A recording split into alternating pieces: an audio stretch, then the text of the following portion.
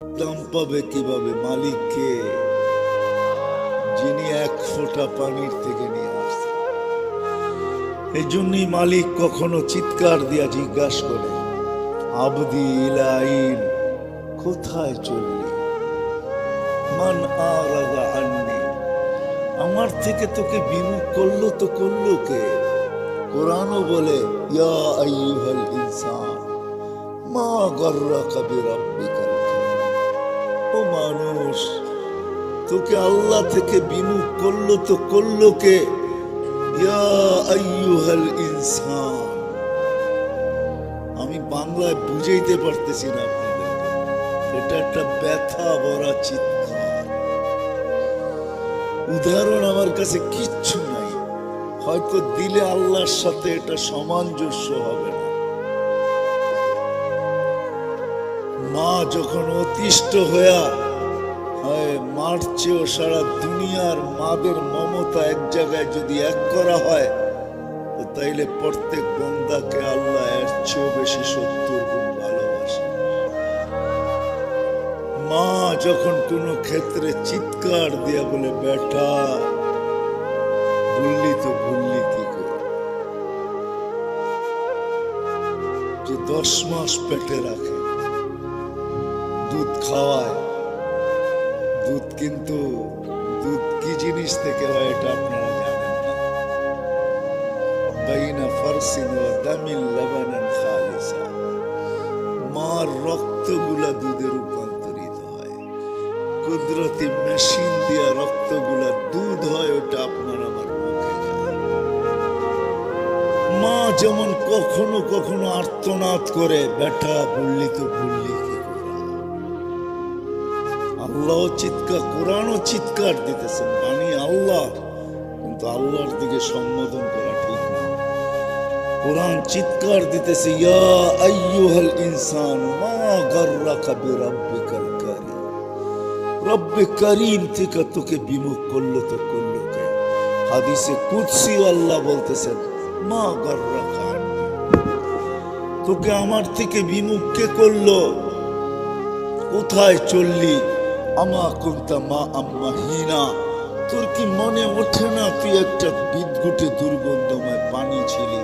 ফামান জালাকা দামা, তোর এই বিবেক বুদ্ধি কি তোকে কোনোদিন বলে না যে তোর উৎস কি ছিল? তুই একটা বিদঘুটে দুর্গন্ধময় পানির থেকে ছিলি। যুবককেও বলতেছি, যুবক, কখনো কি এই ব্রেনের কোনায় জাগে না, এই বিবেক বুদ্ধির ভিতরে বিদ্যার কোনায় কখনো কি আসে না যে আমি তো একটা বীর্যই ছিলাম? সায়েন্সে তো এই কথাটা লেখা আছে, ক্লাস 8এও যারা সায়েন্সের পাঠ পড়ে ওইখানেও কিন্তু এই কথাটা লেখা আছে, মানুষ এক ফোঁটা বীর্যর থেকে তৈরি। তো যুবকের মাথায় কি এই কথাটা কখনো আসে না যে আমি একটা বীর্যের থেকে তৈরি, এক ফোঁটা পানির থেকে আমি তৈরি? আল্লাহ জিজ্ঞাসা করে, মান গাররাকা আন্নি, আমার থেকে তোকে বিমুখ কে করলো? আমা কুনতা মা আম্মাহিনা, তুই কি একটা পানির ফোঁটা ছিলি না? ফামান জাআলাকা দামা, তোকে রক্তে রূপান্তরিত করলো তো করলো কে? ওমান জাআলাকা মুযগা, রক্তটা রক্তপিণ্ড করলো তো করলো কে? ওমান জাআলাকা ইযামা, তোর কঙ্কালটা তৈরি করলো তো করলো কে? ওমান কাসা আলাইহি লাহমা, এর উপরে এত সুন্দরভাবে গোশতের আবরণ চড়াইলো তো চড়াইলো কে? কত কাহিনী তো ওই কলাতিয়েও পাওয়া যাবে, শুধু চামড়া দেখাই ডকডক ডকডক করে গিলা নিছে বিষের ভেতর। চামড়াই তো ছিল, আর কি ছিল? মনে হয় বোঝেন না, কি বুঝছেন? চামড়াই তো ছিল, আর তো কিছু ছিল না। একটা চামড়ার আবরণই তো ছিল, হয়তো চামড়াটা একটু দেখতে ফর্সা ছিল, হয়তো গঠনটা একটু সুন্দর ছিল, এই তো। কতই তো এই এলাকাও পাওয়া যাবে। 2-4টা কাহিনী তো আমিও জানি, নাম ধরে বলে দিতে পারি, কিন্তু এই এলাকায় তো আমি আজকের থেকে আসি না, যখন দাড়ি গোছ নাই তখন থেকে আসি। হ্যাঁ, 2-4টা আমিও বলতে পারি। শুধু আল্লাহ বলে এত সুন্দর করে চান্দার আবরণ কে চড়াইল? হ্যাঁ, যেটা দেখা বিষের বোতল ডক ডক ডক ডক করে ভিতরে নিয়ে নিল, যেটা দেখা হায় হায় নিজের হাতে রশিটা গলায় লাগায় ঝুলা গেল। কে চড়ায় দিল এত সুন্দর চামড়ার আবরণ?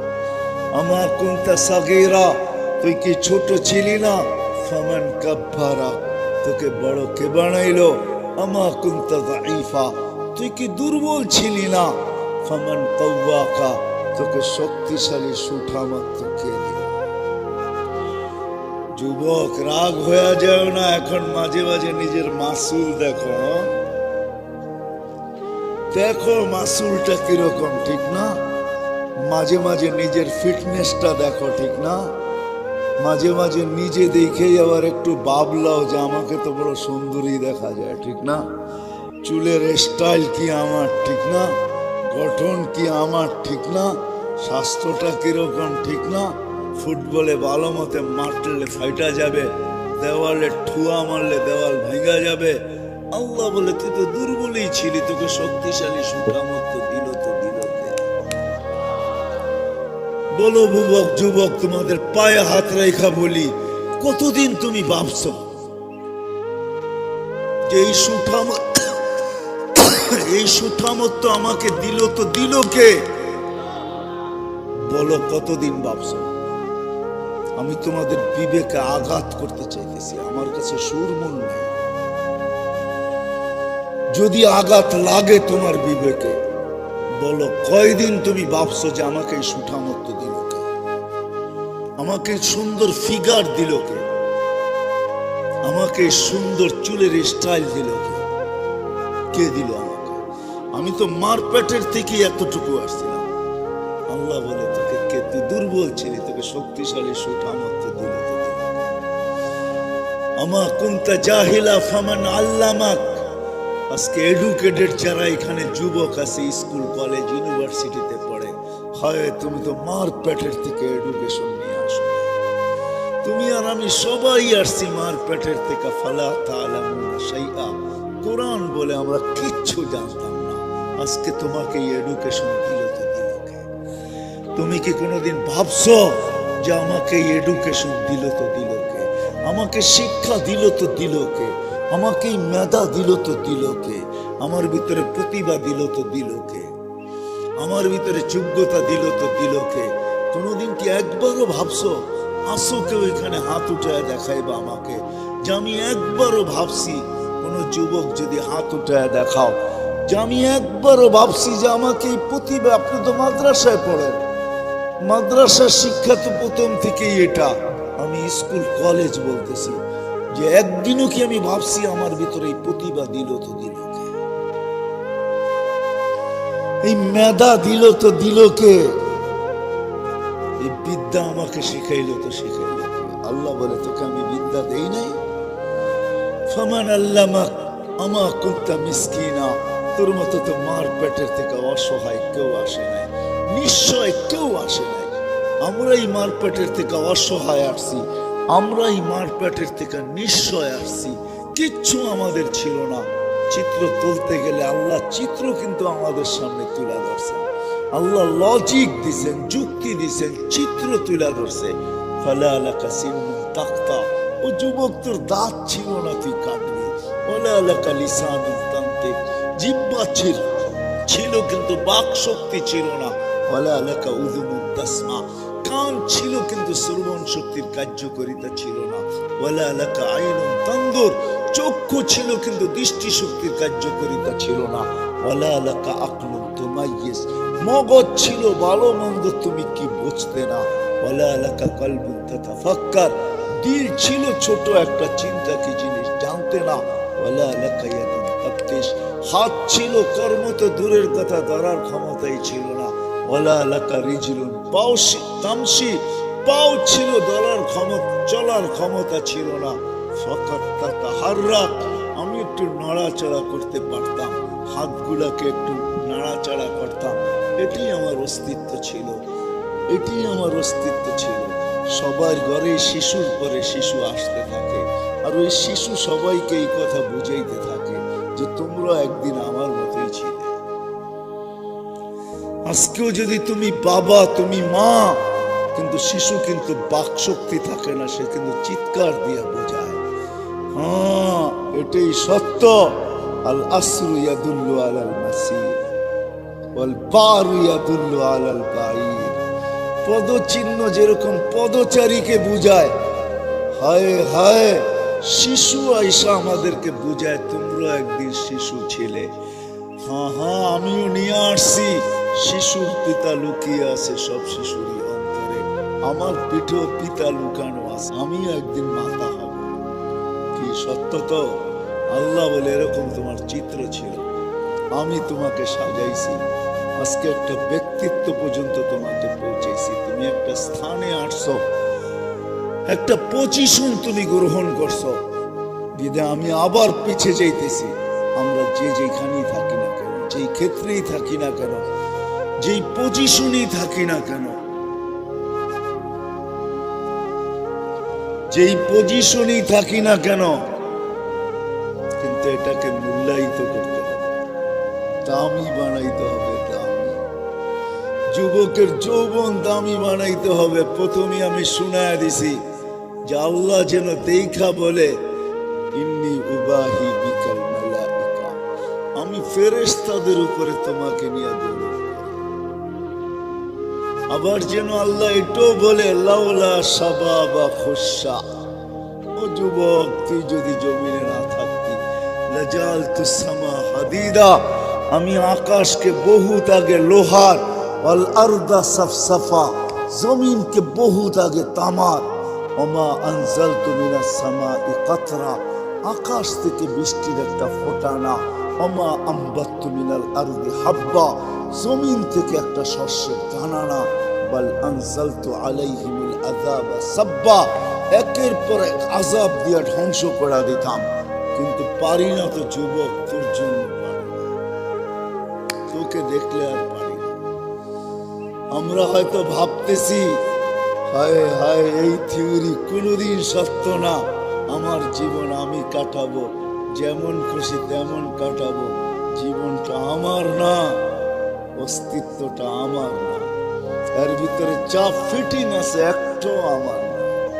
যদি আমার হইতো তাহলে একদিন আসবে এগুলো একটাও আমার বিরুদ্ধে যেত না, কিন্তু একদিন অচিরেই আসতেছে, প্রত্যেকটা আমার বিরুদ্ধে যাবে, আপনার বিরুদ্ধে যাবে। হ্যাঁ হ্যাঁ হ্যাঁ, আমি কোরআন দিতেছি, প্রত্যেকটা বিরুদ্ধে চলে যাবে, বিরুদ্ধে, আপনার আমার বিরুদ্ধে যাবে। তখন আপনি আর আমি চিৎকার দিব আর বলবো, তোমরা আমার বিরুদ্ধে কেন? অঙ্গগুলা বলবে, আনতাকানি আল্লাহ আনতাকা কুল্লা শাই, আল্লাহ আমাদেরকে বলতে বাধ্য করছে। সংযুক্ত যদিও তোমার সাথে ছিলাম, কিন্তু মালিক তুমি ছিলে না, মালিক তো ছিল আল্লাহ। যেই মালিক আমাদেরকে বলাইতেছে, ওই মালিকই আসল মালিক ছিল। তোমাকে ব্যবহারের অধিকার দিছিল, তুমি ব্যবহারের জায়গায় ভাইবানি ছিল, এটাই তোমার না না না। এই জন্য এক হাদিস দিতে আমি বাধ্য। আল্লাহ জিজ্ঞাসা করবে, যুবক একটু ভালো মতে কান দিয়ে শোনো, হতে পারে তোমার জীবন চেঞ্জ হতে পারে, হতে পারে তুমি ওই যুবক হতে পারো, হতে পারে মা বোনরা ওই নারী হতে পারে যারা জমিনে থাকবে, যাদের কারণে আমি বইলা বেড়াই বাংলাদেশে, বাংলাদেশ নড়ে চড়ে পড়ে না। এটা আমার অনেক বয়ানে আছে, এটার পিছনে আমার যুক্তিও আছে। বাংলাদেশে যে পরিবেশ, ওই পরিবেশ দুনিয়ার কোথাও নাই। মক্কা মদিনা বাইতুল মুকাদ্দাস ভিন্ন, কিন্তু বাংলাদেশের পরিবেশ দুনিয়ার কোথাও নেই। বাংলাদেশের পরিবেশ, যার কারণে বাংলাদেশ নড়ে চড়ে কোনো বিপর্যয় ঘটে না। শতবার ভূমিকম্প আসছে, কোনো বিপর্যয় ঘটে না। আর আমার বিশ্বাসও যতদিন এই পরিবেশ থাকবে কোনোদিন বিপর্যয় ঘটবে না। হ্যাঁ, এটা আমার বিশ্বাস, কেন আমি দুনিয়া ঘুরা দেখছি। 7.8 ভূমিকম্প আসছে আর বিপর্যয় ঘটে নাই। দুনিয়ার এরকম কোনো জমিন নেই। সেই জমিন যদি থাইকা থাকে তো এটা বাংলাদেশের জমিন।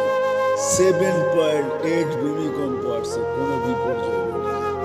আজ থেকে 5-6 বছর আগে 31st নাইটের পরের দিন রাত্রে আসছে 5:05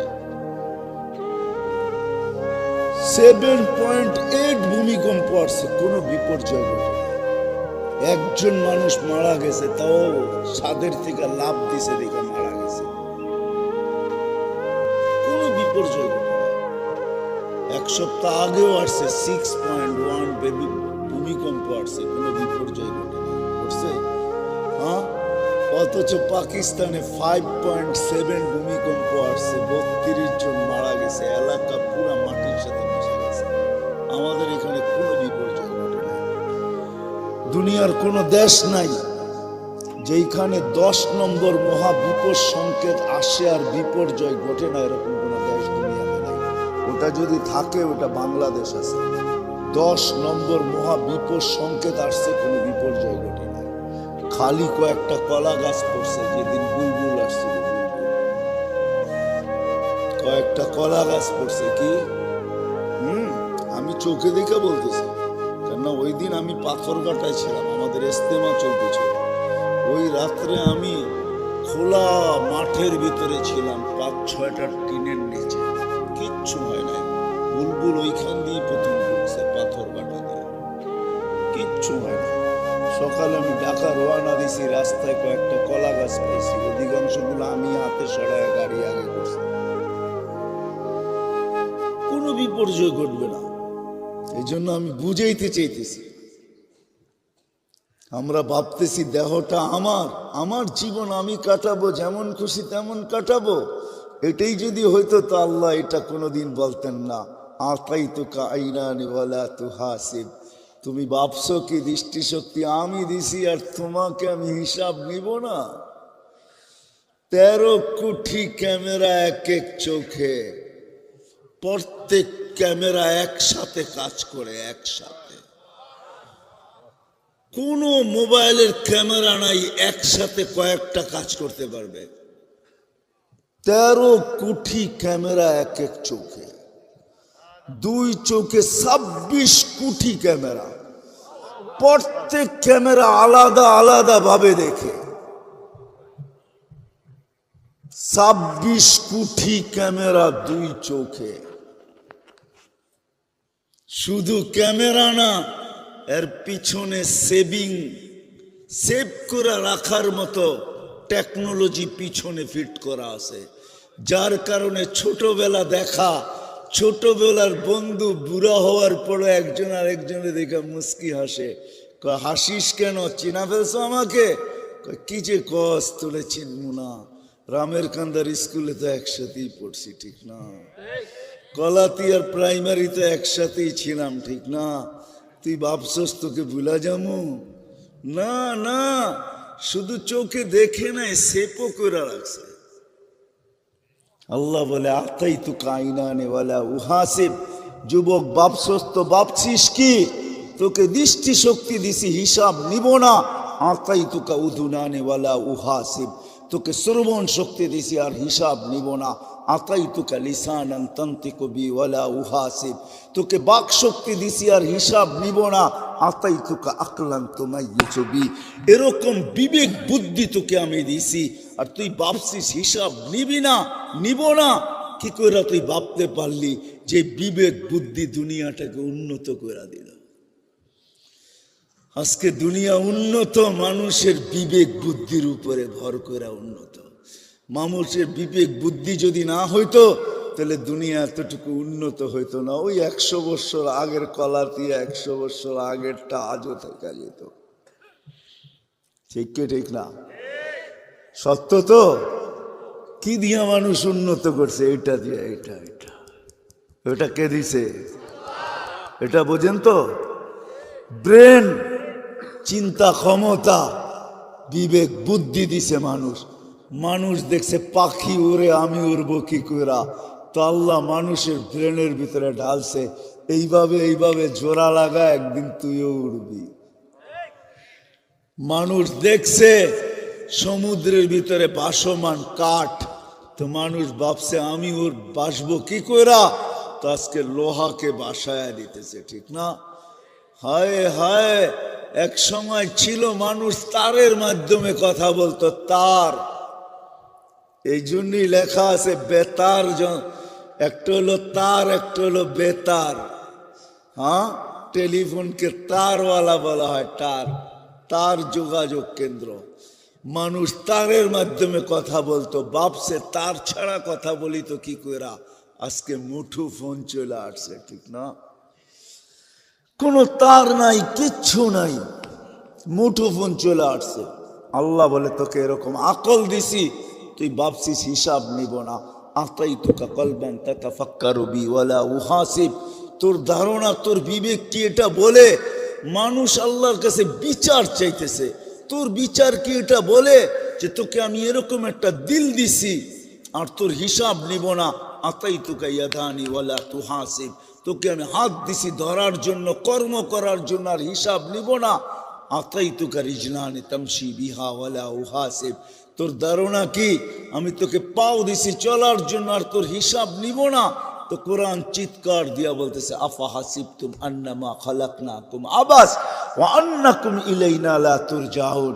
তোর ধারণা কি অনর্থক সৃষ্টি আর তুই আমার কাছে ফিরবি না? চলে যেতে হবে, চলে যেতে হবে।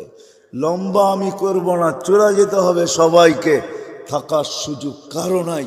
আমাদের এলাকার কবরগুলা আমাদেরকে প্রতিদিন চিৎকার দিয়া বলে হায় হায়। গত বৎসরও আমি আসছিলাম, রামের কান্দা দিয়া যে গলাতিয়ার ভিতরে এত সুন্দর রাস্তা হয়েছে, এটা আজকেই আমি দেখলাম। রামের কান্দা আমি 100 বার মনে হয় আসছি, কিন্তু এই রোডটা এরকম ছিল না। পায়ে হাইটে এদিকে আসতে হতো, খালটাও ছিল, কিন্তু আজকে দেখলাম হাইওয়ের মতো রোড হয়ে গেছে, ঠিক না? হ্যাঁ, কবরগুলো আমাদেরকে চিৎকার দিয়া বলে হায় হায়। বাস্তব এটাই, আমরা ছিলাম হয়তো পায়ে হাইটা এখান থেকে যাইতে হতো জিঞ্জিরা, ঠিক না? হ্যাঁ, মমিন কোম্পানির গাড়ি কয়জন দেখছেন আমার জানা নাই। রুদপুর পর্যন্ত জিঞ্জিরার থেকে মমিন কোম্পানির বাস আসতো, ঠিক না? ওই বাস যেটা চাবি দিয়ে স্টার্ট হইতো না, সামনে একটা আসিল, ঘুরাইতে ঘুরাইতে পরে স্টার্ট হইতো। হ্যাঁ, রুদপুর পর্যন্ত আসতে আসতে যে কয়বার বন্ধ হইতো, কয়বার যে ওরে ঘুরাইতে হইতো, এটা ওই বাচালাই জানে, আর কেউ জানে না, ঠিক না? একটা আসলে আরেকটা ক্রসিং করতে গেলে হায় হায় না জানি কতবার এটা পড়ছে পানির ভিতরে, এটাও কোনো হিসাব কিতাব নাই। কেননা রাস্তা ছিল কাঁচা চিপা। কবরগুলো আমাদেরকে এই কথাই বলে যে আমরা একদিন ছিলাম, আজকে তোমরা আছো ফকফকে দুনিয়ায়, একদিন আমাদের মতো অন্ধকার ঘরে তোমরাও আসবে। কবির কথাই সত্য, মিলে খাক মে আহলে শাক कैसे कैसे জমি খা গই নওজোয়ান कैसे कैसे। কত বাদশাহী তো মাটির নিচে শেষ হয়ে গেল, কত জমিনই তো কত যুবককে অস্তিত্বহীন করে দিল। এটাই সত্য। আজল নে না ছোড়া কেসরা না দারা, মৌত আজ পর্যন্ত কাউকে ছাড়ে নাই। মৌতকে ফাঁকি দেওয়া যায়ও না, ওভারটেক করা যায়ও না। কোরআন এটাই বুঝায় ইউদরিকাল মৌত, মৌত তোমাকে ধরবেই ধরবে। সীমারেখা আসতে দাও, থাবা আসতে দেরি হবে না। বাগবে তো বাগবে কোথায়? আইনাল মাফার। কোরআন বুঝাইতেছে তুমি কোথায় ভাগবে, তো আল্লাহ আবার বুঝাইতেছে যেইখানেই বাগবে ইল্লা বিসুলতান, আমার রাজত্বের বাহিরে তোমার যাওয়ার ক্ষমতা নাই। যদিও নাকি পালাও তুমি আকাশেতে লাগিয়ে সিঁড়ি, সিঁড়ি লাগায় আকাশে চলে গেলেও লাভ হবে না। কেননা আল্লাহ নিজেই বলতেছে আনা মা কুম আইনা মা কুনতুম, তোমরা যেখানে যাবে ওইখানে আমি তোমার সাথে হব। আমি যদি জিজ্ঞাসা করি আল্লাহ কতটুক দূরত্ব থাকবে আপনার আর আমার, তো আল্লাহ কোরআনে জানায় দিতেছেন আকরাবু মিন হাবলিল ওয়ারিদ, তো রগের চেয়েও আমি কাছে।